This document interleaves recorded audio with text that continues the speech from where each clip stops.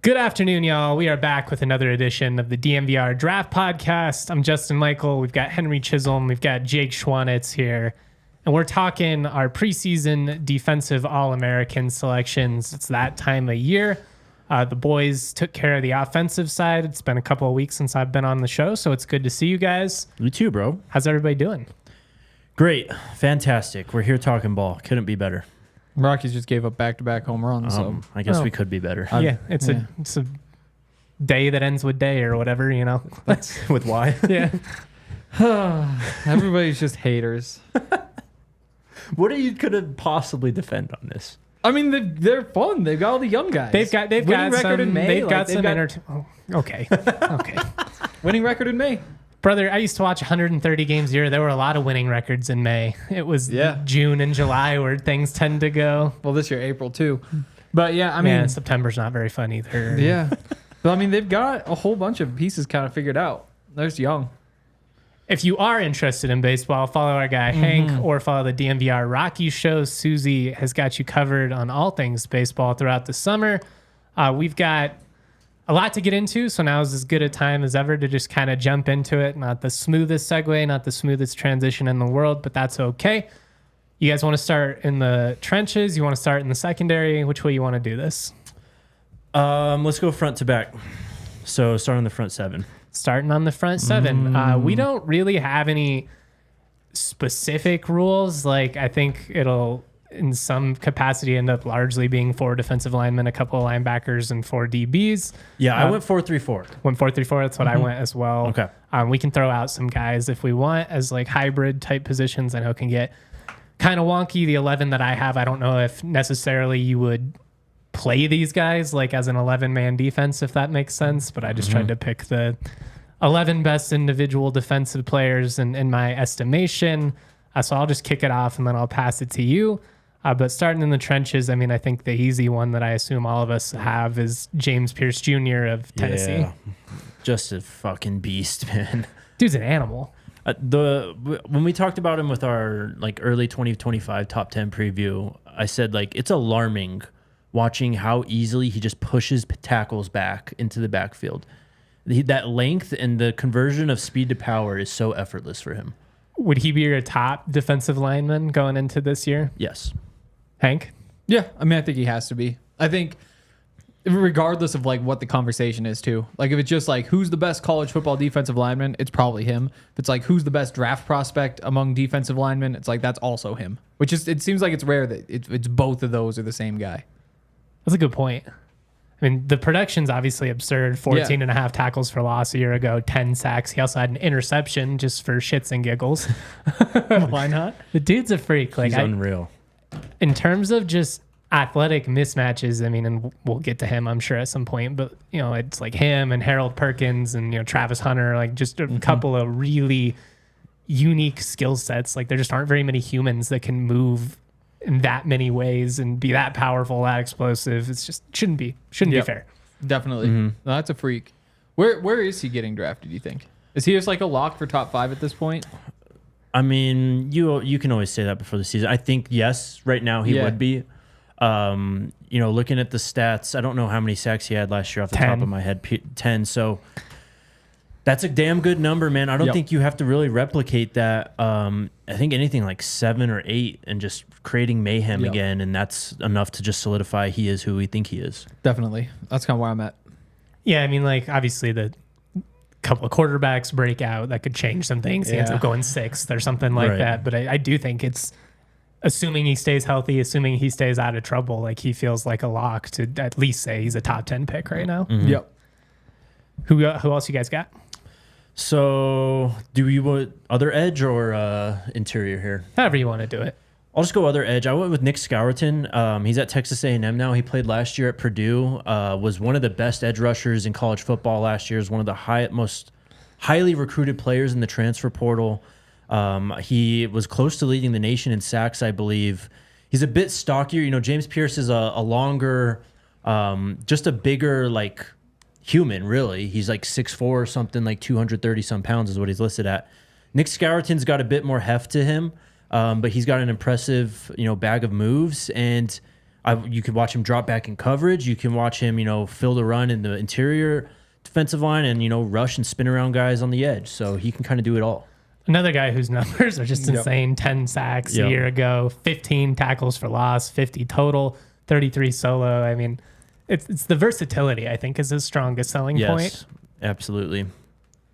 I went with JT Tulamalo of Ohio State. Obviously had a couple of really big games for them down the stretch in Big Ten play. Also feel like he kind of disappeared a little bit down the stretch, so I'm kind of hoping to see him. What was it, that Notre Dame game where he just completely broke things, or Penn State where he just completely broke things open? I'd like to see 2 years ago, right? Yeah, Penn State. I want to see a little bit more of that. Maybe not quite that, like forcing a fumble and getting a pick and multiple sacks and all that, but just being the game breaker that's causing that consistent penetration up the gut, being a run stuffer. I like him a lot. Yep. Yeah, he you know, he had that big 2022. I guess he still had a great 2023. It was like very quietly. When you look at the numbers, it was still pretty good. It just didn't feel like he lived up to the hype. Because I think we entered last year talking about him like in the Heisman conversation and stuff, you know, just because of that game against Penn State. It's a good point. But a highly touted guy, big, great size, 6'4", 270, almost 280. Yeah, he's going to be someone to watch for and probably is a surefire first-round pick. Hankster? I went with Jalen Green from James Madison. Ooh, that's fun. Yeah, which I'm not sure if this is one that's like a hot take because I picked the guy from James Madison, or if I went way too simple because he was like an AP first-team All-American last year. The stats were insane. Exactly. Yeah. Not necessarily like a draft prospect because 6'1", 240. It's a different equation, though. That's not. You don't have to be draftable to be an All-American. Exactly. And when you're coming off 15.5 sacks and 21 tackles for loss, you can take a big step back and still be an All-American. So I probably not a draft target. Sometimes you see these guys work out. You know, Shaq Barrett was kind of that way. The Broncos have, let's see, a Thomas Incoom at the moment. Yeah, Thomas Incoom still around. So sometimes you see it work out, but not necessarily like a big-time draft guy, just a guy who has proven production with 15.5 sacks in 9 games. I'll just say he comes close enough to do it again. Well, I love the G5 representation, so I'm about it. Also, like, that's the guy, you're not going to see him, like, on the Phil Steele preview or something like that. It's going to be a lot of chalk. Yeah. I like getting a little bit of representation here. Let's just flip it back the other way, Hank, and who do you got in the interior? I'll start with, let's start with Mason Graham, Michigan. Yeah. Ooh, easy on pick. yours? Yeah. He's on it's unanimous selection. Okay, good. Yeah. Okay, just want to make sure, because if I'm picking a guy from Michigan who's not on Jake's list, no, I got you. So I'll make sure this wasn't horrible. Yeah, I mean, he's a freak. The totals are awesome. They had a couple tackles for loss against Minnesota. The one thing that's kind of interesting is he's never had a multi-sack game, which, again, from an interior guy, so not many that big bodies of a deal. too, like a lot of rotation. Yeah. No, I mean, defensive MVP of the Rose Bowl. Has all the numbers that you could be looking for. 7.5 tackles for loss, 3 sacks, all that stuff. Where is he at in terms of NFL eval in your estimation, Jake? He's got to be. He's pretty much ready, man. He was such an animal last. He's the reason why they beat Alabama. Him and Chris Jenkins. Him and Jenkins in that home stretch of November through the playoff were just absurd. Yeah, they just took off, and that's. You know, we could be looking at him right now maybe a little too high for where he ultimately ends up this time next year just because of that run that Michigan went on. And might be a little bit of recency bias. Yes, exactly. But, you know, this is just what Jim Harbaugh built those Michigan football teams around, was just tough trench play. They were owning the trenches against Alabama, against the Joe Moore Award winners in Washington. He's just going to be a problem this year. Feels like him coming back, and I mean, really, Michigan as a whole, like, despite the fact that obviously you lose Harbaugh, you lose McCarthy, they keep quite a bit of continuity within that front seven. Defense is going to be very good for Michigan. Obviously, the corners are good. Yes. It's just the offense is the... It's a lot of questions. It's just a lot of unknown. Tons of questions. You know, you need the running game to continue what it was. That's a whole separate side tangent that we could get distracted on for 5 minutes. The Michigan running game is interesting. It's fun. It is. But like people are really into Donovan Edwards because he's done some great things, but it's like I don't know. Not a lot of volume at this point. No, but that's college football. He was a 5-star and stuff, and Corn was just an animal too. Exactly. So. Also another dude that big time moments and big time games. Yeah, exactly. Yep. I've got Howard Cross of Notre Dame. That's my fourth defensive lineman. Where are you guys at? You have him too? Yep. I went with Dre's guy, Deion Walker out of Kentucky. I'm glad somebody put him on. Dude, I watched some of the film today. This guy is an absolute animal. He almost looks like you look at him, he's massive. He's like 6'4", I think over 300. But he's like rushing off the edge and stuff. He's moving all around. He's got like spin moves. He's chasing guys down. Like the body type may fool you. This guy's a pure athlete. He's impressive to watch. I mean, Cross, obviously, he's one of those guys that is going to come back because he gets the COVID year. I mean, the dude's played 4, I think, seasons of college football already, been in the program for 5. So he's just an older guy. And especially, in the interior there, it just kind of feels like he's poised to build off of the production he had last year. 7 tackles for loss, a couple of sacks. He's just been consistent. I mean, the big thing is 66 total tackles, but I'd like to see a little bit more tackles for loss, a few more sacks every now and then. Not like the sexiest year for interior D linemen. I agree. Yeah, I mean, there's a handful of guys. There's the Notre Dame guy. There's Mason. There's a Kentucky guy, but there's not like... Jesus, who's the big guy from Georgia? Jalen Carter. Yeah, you know what I mean? Like a guy that everyone just looks at and goes, this is a top 5 pick. Chase in the Toyota chat says he likes Cross's teammate Riley Mills better. That's fair. That front 7 for Notre Dame is going to be a problem. They always are, man. They're going to be good. On your mark, get set, eat. Make a pit stop at Raising Cane's for craveable hand-battered chicken fingers. They're always cooked to order, made just for you. Race in for delicious chicken finger meals served up fast. Order up chicken fingers, crispy crinkle-cut fries, and of course that buttery Texas toast. Don't forget about the creamy coleslaw and the secret Cane's sauce. I recommend putting a little bit of sauce on the toast, put in a bun, make yourself a little homemade sandwich there. For cooked order, hand-battered chicken fingers, race into Raising Cane's. Turbocharge your chicken fingers and get them even faster by ordering online at raisingcanes.com or through the mobile app. Raising Cane's, chicken fingers, one love. And check out Bet365 also. The Rockies are losing, so I'm in the process of losing money right now. But that's okay because last night there was a parlay boost on Bet365. I got the Rockies to win, the Rockies to get the first strikeout in the game, the Rockies to the over 2.5 runs. That was it. Just a little toss in to get to 4 legs, and Rockies to strike out Shohei Ohtani. Nice little 4-1 win last night at the Rockies game. So that was a fun one. If you guys want to make some money, you can bet on the Rockies or against the Rockies, whatever is your type of deal. If you use the code DNVR365 when you sign up, you can deposit $10 and either get a bet and get offer where you place a bet of $5 or more and get $150 in bonus bets, or a first bet safety net offer where you place a bet up to $2,000. If that qualifying bet loses, you receive a match refund in bonus bets. Must be 21 or older, physically located in Colorado. Please gamble responsibly. If you or someone you know has a gambling problem and wants help, call or text 1-800-GAMBLER. Bet365 for the people. They had a nice little boost on that Italy-Spain game. Anytime or a first half goal was boosted from, I think, -300 to +100. Canada-Argentina. Canada-Argentina. Okay. Yes. That's a nice little jump. You still got time, though, to get in on that one. You do. No, that's a great one. Oh, Spain just scored. Oh. Dre, we're with you in spirit, my friend. Oh, man. I'm surprised we didn't hear the roars coming from down the hallway. The TV go through the window. It gets a little wonky doing linebacker, I feel like, these days, just in terms of, like, how do you classify defensive end versus outside edge rusher and outside backer, and, like, how are we going to do this? Again, that's why I'm saying I don't know if you would play with these guys all together in terms of the list that I came up with, but I just tried to pick who I thought were the best 3. And to me, the easiest pick is Harold Perkins of LSU, who pound for pound, outside of James Pearce, probably the argument for best defensive player in college football. Yep, I'd say so. I mean, you could throw the corners, which we'll get to, but this guy was a freshman phenom. He's weird, like, position moves to the edge and stuff after he was a beast at linebacker. But now they're moving him back to off ball, it sounds like. So I guess we kind of need to see how that goes this year, moving back there. Yeah, you're basically just banking on his athleticism and raw talent to pan out. But I mean, 26 tackles for loss over the last 2 seasons to go along with 13 sacks. Yep. Physically, you look at him and he's just one of those people, again, like you shouldn't be that big and that agile and quick. Like it's just absurd. Yeah.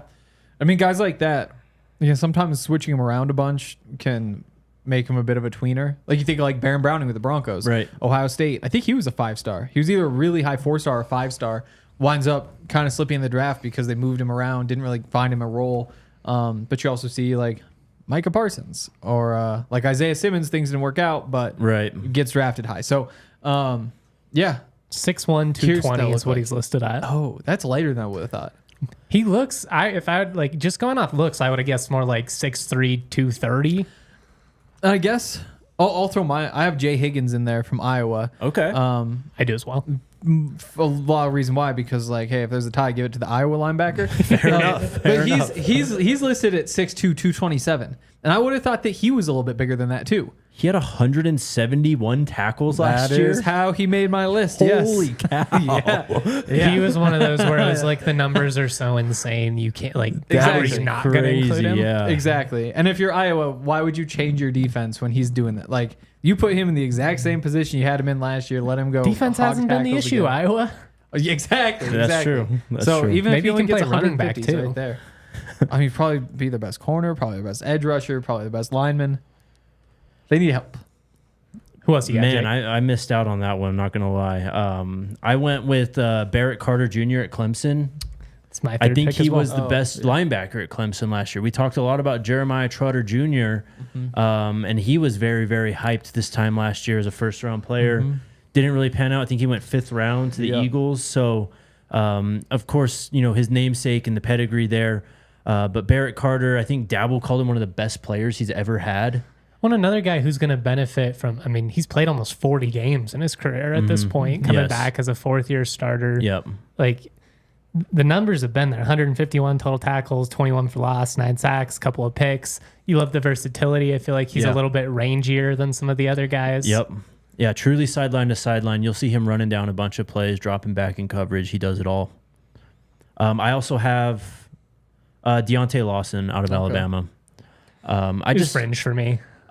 I just love these linebackers. Like, I understand why you guys took the Iowa guy too, and again, kind of a miss, I guess, by me. But I love the rangy sideline to sideline guys, If you were especially in going college. just purely off of if you're watching him and you didn't have any other context, you'd be like, that's got to be one of the best linebackers in the country. So I don't think it's a bad pick. I just 170 tackles is so insane. It feels like, well, if that's not All-American worthy, what is? Right, that's true. Very true. Yeah.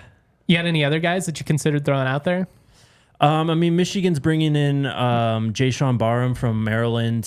He had a decent season there, but of course you got to see how he translates there. They've if anything that Michigan's lost, I think it's been linebackers really over the last few seasons that they need to replace. So that's probably the biggest question mark on their defense. That's really all I'd throw out right now, though. If you guys got anyone else, No, we hit all mine. Just some common names I've seen that we didn't hit on. The Oklahoma State linebacker Nick Martin's got a lot of love. Jason Henderson, Old Dominion, is a guy that's put up a ton of numbers. If you want to get a little bit of G5 representation, I believe Tyleik Williams, defensive tackle out of Ohio State's gotten some love. Ashton Gillette, defensive end out of Louisville. I've seen him on a couple of preseason All-American teams. So I've had him in the Madden League. how's he a dog? Good player. Yeah. yeah. This was a couple games ago. Abdul Carter, defensive end, Penn State. Deion Walker, who you mentioned, Kentucky. We didn't spend a ton of time on him, but I think we got the highlights. Phil Steele also had Deontay Lawson on his second team All-American backers, so he's a guy to keep an eye on. Going to move on here. We're going to get to the secondary in just a second. Kind of flying through this. One more defensive tackle I'll throw out, though. Walter Nolan, the #1 overall recruit from a few years ago, was playing at Texas A&M, transferred to Ole Miss. He's literally was like rated as high as Travis Hunter in terms of like recruiting ranking on Overall, 247. Yeah. Ole Miss is an interesting case this year because they spent out the ass to reload that team and essentially like go all in on this window of like, we've got our QB, we're going to add some talent. I know they lost some guys too, that Judkins or whatever ended up dipping, but they added 5,000 more running backs too. Like, yeah, it's crazy. Yeah. That's always one to me where like you look at the 2 early top 25 and see Ole Miss in there and you're like, wait, this is not the 7th best team. This is Ole Miss. I know Ole Miss. They've never been that good. Like, not that I remember, at least. Lane Train's rolling a bit, though. Yeah. We'll see. They're going to be very intriguing this year. We're going to talk a lot about them. It does seem like this is the window. Like, if it is going to work out and they're going to kind of do what Georgia did under Kirby, where you go from being the program that's really competitive, like, winning 9+ games, you're flirting with being on that next tier, but always kind of, just a little bit below those other class programs of the conference. To me, it's like, obviously with the Bama situation, I know they actually bring back a lot of players. They did lose Downs to the portal and Isaiah Bond, but like, you've got the staff turnover. That's huge. I mean, moving on from Saban, Georgia, you feel pretty good, I think, going into the year, but there's also kind of a lot of like unknown with what is that offense going to do here in year 2. Yeah. It's a weird spot. So also like the ESPN has their 2 early top 25. Yeah. They've got Ole Miss 6 and Bama 7. And yeah, like I'm not the nerdy enough guy who knows all the details of all this, and that could absolutely be right. Looks wrong though. Looks wrong to have Bama right behind Ole Miss. Yeah, it does. Until it doesn't, though. Like until that's, it doesn't, it was like Michigan with Harbaugh, you know what I mean? And then all of a sudden you start seeing Michigan over Ohio State, and they should be. Yep. I mean, they're returning Jackson Dart for his senior season, so I think there's potential for him to really blow up this year too. And if you go off how they finished the top 25 last year, I know this isn't like right before or right after conference title game, so it wouldn't be what the committee's selecting from this poll, but they finished 9th. They would have been in the 12-team playoff. Well, yeah, and it's not like they had any bad losses on their resume. Right, yeah. Played tough against Bama, did beat LSU. So, I mean, they're right there knocking. I'm interested to see. Lane Kiffin is one of those guys that I think college football is more fun when Lane Kiffin teams are relevant and he's trolling people online and smart. Like, I like a coach with a little bit of personality, because everything else is just so negative in college football. Is what it feels like. Like it's a lot of like angry people, a lot of putting down. Yeah, exactly. Everywhere you go, and like even just talking like the state of the game. It's like, oh, they're gonna have a naming sponsor for the conference, or like, oh, we're changing conferences again. Yeah, like, oh, NIL's like, there's a lot of negativity, and having somebody like Lane Kiffin who's just making little jokes. It's a nice little change up. Still throwing out like stadium sponsorship ideas for Tennessee and stuff on Twitter and everything. Yeah, he's awesome. Well, you need more guys taking themselves a little bit lighter, you know, and just yes, are there issues with the current state of college football? Yes, are there things that we need to change? Without a doubt. Still pretty fun product right now, and it's refreshing when you have guys like Lane on the football side, or like a Danny Hurley at UConn on the basketball side, where it's like we're all making quite a bit of money here to coach some sports. It's not that bad. Yeah. We're gonna get to the secondary, which I'm really looking forward to talking about, and then we'll kind of throw out some other names at the end there. Life can get incredibly chaotic at times. I'm in the process of being about to move, which is just the absolute worst. I haven't had to do it in a couple of years, and it was such a nice... Moving is a top 5 worst human experience. It's just every aspect of it sucks. It's tedious. It's annoying. You're dealing, with landlords and moving companies and trying to get boxes, and you got to do the deep clean. That's my least favorite part, is the deep clean before you move out. So long. I'm trying to be an adult and start the process and do just day by day, doing a little bit of deep cleaning so that when I move out, it's not a nightmare. But I'll be honest, by the time I'm done, I want to punch a hole in the wall because it's just the absolute worst. And that's when I got to take a minute. I got to reflect to myself, and I got to choose a chill mindset. Then I crack open an ice cold Coors Light, and it's like, man, life's pretty good, actually. Yes, it is. Wow. Coors Light, when the mountains turn blue, it's as cold as the Colorado Rockies. It's the only beer that's cold lagered, cold filtered, and cold packaged for a smoother finish. Crisp and refreshing. Make the most out of the times you choose to chill with Coors Light. Get Coors Light delivered straight to your door with Instacart by going to CoorsLight.com/DNVR. Celebrate responsibly. Coors Brewing Company, Golden, Colorado. And also shout out to our friends over at Vestibule. I looked it up, Hank. Baron Browning was a 5-star. He was the top outside linebacker recruit in his class. Pretty crazy. Pretty good player, right? Very good. He's had his ups and downs here in Denver. Of course, battled through injuries, some position changes, all that stuff. He's coming into a big contract year, though, and he could cash in, and you could cash in alongside him with our friends over at Vestibule. It's a cool new app where it allows you, the fan, to invest in some of your favorite athletes and earn money alongside them. With that payday coming up, you can invest in Baron's IPO live right now on Vestibule. Shares are available for purchase, but they are limited. Go download the app, scan that QR code, and invest in Baron Browning, and you could make a lot of money alongside of him. I'd like to invest in Hankster. Yeah. Yeah. I'd invest in the DNVR Draft pod. Me too. Wow. To the moon. To the moon. I would like to not invest in this eye because I think having the dog around got it going. Uh-oh. Usually it's fine, but then occasionally it's just like bang.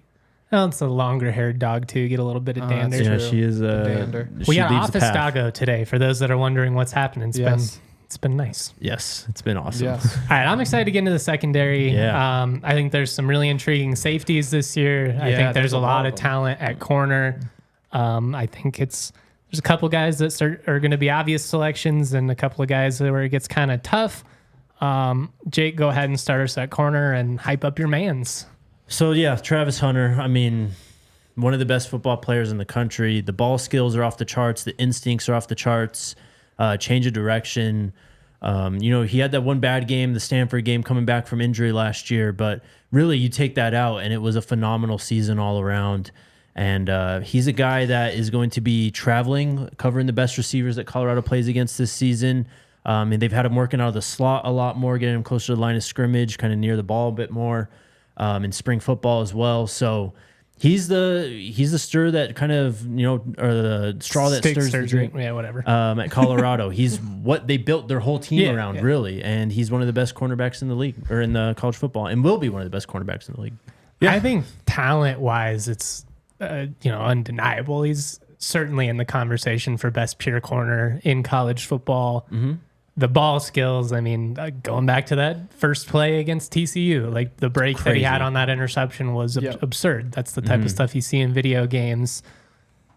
I think if you were going to be cynical, or if you were going to at least play devil's advocate, you would point out there's some dependability questions, at least going into this year. Can he stay on the field enough throughout the entirety of the season to, one, have the production, on paper, and two, to just have, enough consistency out there to, pass some of these guys out of Ohio State, Michigan. Again, so it's a really deep corner class this year. But I mean, if you were just playground style, take all other context out of it, we're all lining up, I can only pick one. You're going to pick Travis Hunter. That's true. I like him better as like a preseason All-American pick than like betting on him to actually do it. Just because, like, there's a lot of factors at totally play. Like, what if he winds up being 80-20 receiver instead of cornerback? Well, then all of a sudden you miss that. Look, he's going to play a lot. They kind of just let him do whatever. Travis is unbelievable. He's an Energizer bunny, bro. Like, I don't think he's just not capable of standing still, especially when he's got the pads on and there's a football game being played. He wants to be out there. But it might be a situation where you have to like save him from himself in that regard. Because the fact that and I know that I'm a Ram, and so like there are going to be certain people that listen to the show, they listen to anything that I say about Travis Hunter or Shedeur, and it's met with immediate animosity, eye roll, whatever. You're okay, that's fine. Some of you just aren't going to listen to me. It's whatever. That said, I mean, I was hyping this dude up all last year. The fact that he even was physically capable in one game, let alone multiple games, of playing 100+ snaps, playing both sides of the ball in 90+ degree heat, that was insanity to me. That said, I also think it was clear that, like, if you watched how his play, I don't want to say digressed, but like when he was injured, it wasn't the same. And you can look at, the Stanford game's probably the best instance of like, he's gassed, he shouldn't be out there, he's getting mossed. Over and over and over. Can you find the balance that allows the team to take advantage of his incredibly unique skill set, because you want to be able to take advantage on both sides of the ball because he's that fucking special. But can you also save him from himself? Can you keep him healthy long enough to remain relevant for the, remainder of the season? Obviously, if you're CU, the goal is much bigger than, 4 wins. Right. I think that's going to be interesting to see. Good luck. I've never seen anybody be able to do it, but I've also never seen anybody do what he did in the first place. So I don't know. And I think it'd be a lot easier if he was playing for a Michigan, where it's like, okay, first few weeks of the season, guess what? Game's over at halftime. We can just send him to the bench. Exactly. And so when you're expecting battle after battle after battle all the way through the season. And having 2 rivalry games in your first 3 games in non-con is not the easiest way to jump into a season. Yeah. So big picture, I would say in a vacuum, you kind of ease him in, play him, whatever. If there's typically 80 snaps on each side of the ball. So a starter plays 80. Can you play him 55 on both? Yeah, or give him 90, 95 total, 90 total in the first few weeks, and by the end of the year, see if you can build that up to the 120, see what happens. But then when you know how college football works, you can't afford to not do everything you can to win those first few games, right. And where does that leave you? It's just a really tough question. So this is something we've talked about more than once. It'll get brought up 15 more times between the end of the season, but knife to your back in terms of where he would be at the next level if it just going on your gut. And again, I think he has the skill to play either at the next level. I've never seen an NFL team be willing to do what Dion is willing to do for him at the moment. Maybe that changes. When I first saw him, what was it, the Freedom Celebration Bowl? I texted you and I was like, he looks like Justin Jefferson to me at receiver. I'd focus on receiver.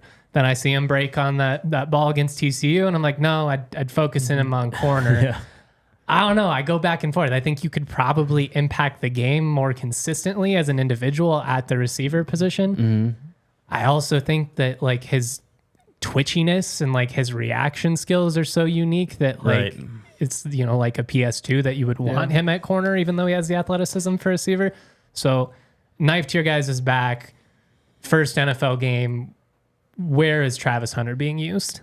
So it's all going to come down to, the teams he meets with and how they see him, obviously, right? On what team you land on makes a big difference there. So for shits and giggles, let's use the Denver Broncos. The Denver Broncos need someone to kind of emerge across from PS2. I think you could also argue that they need more speed and just need to be more dynamic on offense. Yeah. So if you're the Broncos, I think you kind of lean towards wide receiver, and maybe you see if you can tap into that two-way ability, third down or whatever, just to try and keep him on the field. But in that same conversation, I mean, you could have 2 lockdown corners in PS2 and Travis Hunter. And good luck to, Patrick Mahomes twice a year. Having to throw against those guys, come on. I get that, the difference between a Justin Jefferson type receiver and just the average NFL receiver, that's a massive gap. Yes. To me, though, it feels like a talent of Travis's caliber at corner is harder to find. And that's the crazy thing. Is you feel that way, and I feel the same way, but then the league values receivers more. Yes. The highest paid cornerbacks. Some of that has to do with the financial cap situation, and not True. we don't want to pay this guy, so we're going to draft this guy. Definitely, but it's just so tough when the highest paid corner makes $21 million a year. Yes. And there's a dozen receivers who make more. Yeah, it'll flip, though. You would think it would eventually. Because 10 years ago, it was the other way. That's what I mean. Yeah. And 20 years ago, running backs would get more than receivers. So I think I would just naturally lean receiver, just because that is, by the money standards, the more valuable position. But I might wind up going corner instead, just because I think that if you want to sprinkle him in, it's easier just to kind of sprinkle a guy in on offense than on defense. Yeah, it's hard to play part-time defense. Exactly. Yeah, it's just like Deion Sanders. He was a cornerback Champ Bailey, and I've got Jordan Reed put out a great tweet today talking about Travis Hunter and said that, there's not many NFL comps. We already had that conversation. But he mentioned Champ Bailey. His senior season, he played 100-plus snaps in 7 games. Champ played a lot, and Bobo. Yeah. I wish it's one of the few situations where I wish Bobo was still around so I could pick his brain on that. It'd be a fun conversation of what do you see? What are what's similar? What's different? Can a guy hold up like this? How rare is it? Could Champ have played 140 snaps if you just let him? I mean, some of these guys may have been able to do it. It seemed impossible. The thing I'll say about Travis is he loves football enough and is enough of a film junkie and is smart enough to really, I think, learn both playbooks if he wanted to. Well, it's going to be the biggest key. I mean, like if you're going to be, especially if he's a full-time corner and like, or, wants to come in and, or God, said that backwards. If you're a full-time receiver and is going to come in and play corner, like seems tough. But like I said, at this point, I've seen that guy do a couple of things that I didn't really think was possible. So incredible talent. Obviously looking forward to seeing that matchup, him versus Torrey Horton in Fort Collins on CBS, national TV, 5 p.m. Mountain time slot. Doesn't get any more big time than that. And you've got two guys that are going to factor into the conversation that they're probably both top 10 receivers. And Travis obviously is probably top corner as well. So who do you got opposite of him? This is where I really struggled because I was like, do you go Denzel Burks of Ohio State or do you go Will Johnson of Michigan? To me, those are the three best corners. Yeah. I went Will Johnson, Michigan. So did I. Very long. I mean, he had an incredible pick in the national championship game along the sideline where he's like falling down. I think you could argue you want to see more consistency from him, maybe a little bit more ball production as well. But you talk about the frame and just the ability. He can mirror with the best of them. Good instincts too. He comes up towards the line of scrimmage as well. He's physical. Yes, he is. He will go up and tackle guys. So he's kind of the complete package as well, and that's why I put him alongside Travis. I like the production too. 7 picks and 7 pass deflections the past year, which isn't like that's not going to jump off the page, obviously. Right. But he's not getting a lot of balls thrown at him. Exactly. Yeah. But I think you want to see more of that, though, right? You want to see him attack. That's how you get drafted. That's how you move up in the first round. You need more ball production. Take advantage of it. Yes. Yep. Do you, are we all in agreement? Will Johnson and Travis as corners? Yep. I threw Beanie Bishop in there too from West Virginia. Okay. Another one who I believe, consensus All-American last year. Super productive, transferred from Western Kentucky to Minnesota to West Virginia now. Country roads take me home. Exactly. Obviously, like great production, 4 picks, all that sort of production. stuff. 20 passes defense. Yeah, no, it's crazy. Yeah, he's got like Quinyon Mitchell type stats. That's insane. 5'10", 184, a little bit smaller guy, but super productive. So that's the one thing that I think would separate him is just Will Johnson, Burks, Travis. They've all got much better length. Yep, exactly, and that was my tiebreaker. Who you guys got as safety? So I went with one draft guy, and then I went with a non-draft eligible guy. Okay. I went with Malachi Starks from Georgia, and then I went with Caleb Downs, Ohio State. Same. Me too. Those are the best two safeties in football. So. They are, yeah. Have you guys heard about the Caleb Downs two-way player stuff? Yeah, they're talking about putting him at running back a little bit. A running back safety? You want to talk about durability? Like How do you even... Come on, man. There's no way that's going to happen. There's no chance. Maybe you give him like a goal line carrier or something. But you bring in Judkins. You have Travion Henderson coming back healthy. Do you even need him at running back? What are we doing, Ryan Day? It's silly. But, I mean... it does kind of... Like what I was saying, like if you play for Michigan, then all of a sudden you don't... Like, you might just be sitting the second half anyway. Right, yeah. Ohio State versus UCLA when it's 50-10 or whatever. Yeah. Exactly. So, like, could you just break this out in the big games? Getting some rest in the others? Man. Like, I see it. I am totally here for a new generation of two-way players. Yeah. The thing is, like, it was never a talent issue. Mm-hmm. There are plenty of people who've been talented enough. Like, you look at the best players and, like, yeah, you could use them on the other side of the ball too, except for quarterbacks. But it's just a physically demanding exactly. sport. It's just like it's not baseball. If getting hit that many times doesn't make you a worse player by the fourth quarter, then running that much will. Mm-hmm. Like it's not a fair fight at that point. Like soccer is a lot of run. They'll run like 12 miles or whatever. But everybody runs like 12 miles. Mm-hmm. Like they're all just doing it. I walked 6 miles just mowing my lawn the other day. Yeah. When you just like subject yourself to that beating in the first half, that's double the beating that anybody else on the field has. It's just a different equation. Especially at positions where physicality is a big part of that. You know, like you're getting beat down at running back. You're a step slow at safety. Like that's a huge deal. And look, he's not going to get like, I don't even think he'll get 10, 15 carries a game if this is the path they choose to go. It'd be like a special. Yes. Third down dump back. A little quick screen to him and try and take advantage of his athleticism.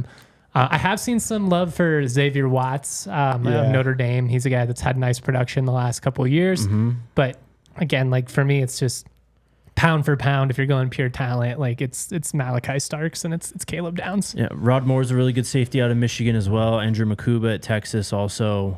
Those would be the only two I'd also consider. Is Rodmore healthy going into the year? Is he the one that tore his ACL? I believe so.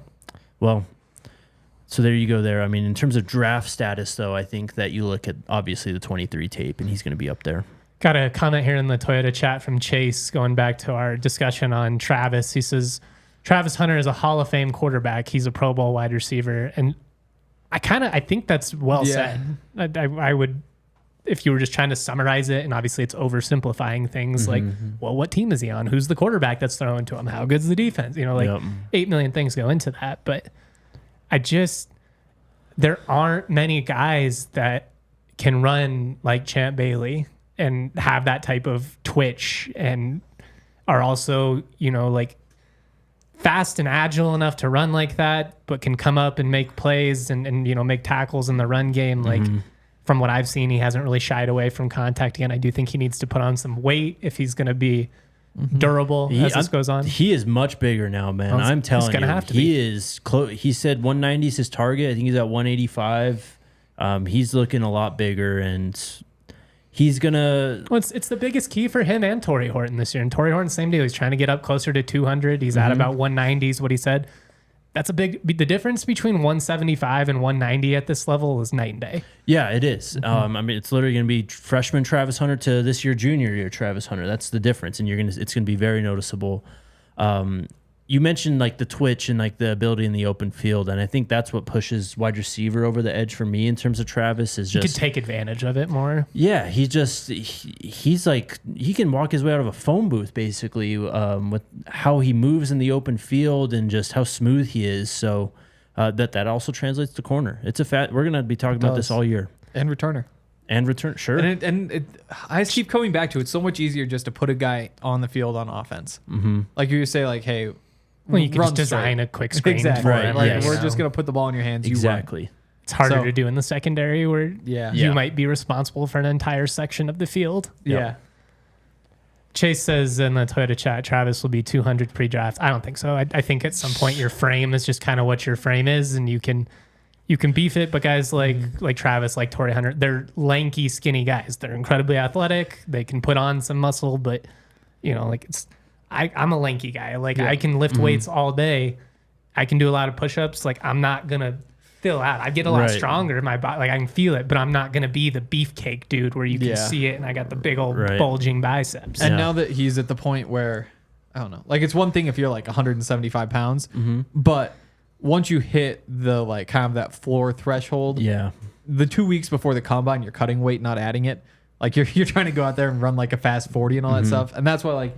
Even if he does get up to 200, combine week he's more like 192. And if he's actually at like 190, he might be coming in at like 184 just to... Well, and you don't want to put on weight just for the sake of putting on weight that causes you to lose, just gaining fat, and now all of a sudden you're less explosive. Yes. But we also need to remember the kid's 20 years old. He's absolutely going to grow. Yeah. You just got to grow into it. Yep. It's going to take a while. Anybody else you guys want to throw out before we get out of there? I know we didn't do specialists or anything like that, but yeah, I don't even know who my specialist would be. Like, does Bama have that kicker? Graham Nicholson. Yeah, he's solid. He'll be a first team All-American. I'll go throw out some corners here that we didn't talk about. Takario Davis is a good corner at Arizona also, and then Jabbar Muhammad was a guy who transferred into Washington last year, played decent. I think he made that transfer to Washington has a history of having good corners, and he wanted to be the next. Didn't quite get there. He now goes to Oregon. So he's someone that I'm going to watch out for. I feel like Oregon this year is the land of misfit toys. It's like Evan Stewart and all these people. Yeah. It's like, if it all hits, these guys, this could be a very intriguing team. They hit the portal very hard. Kobe Bryant out of Kansas, That's too. That's who I wanted to throw out. Oh, Kobe, Cobee. Not Bryant. the Kobe Bryant who went to the... Cincy. Cincy, but then the Seahawks, Yes. But then also so we have another Kobe one. Bryant who... How many over under 2.5 more years till we get a third Kobe Bryant? Because there's... this would be number 4. We have 3.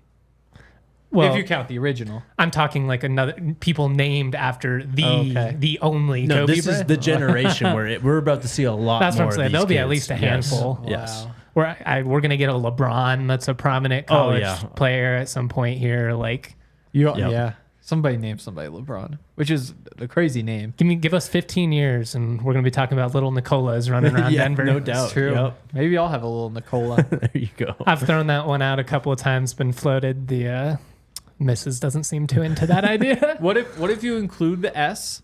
So it looks like Nicholas. It looks normal, but you just But we pronounce know. it Nicola. The Like S it's is a silent silent. S, Yeah. Yeah. So Phil Steele's You call first, him Nick. He'll never come up. his first team specialist was Graham Nicholson, kicker at Alabama.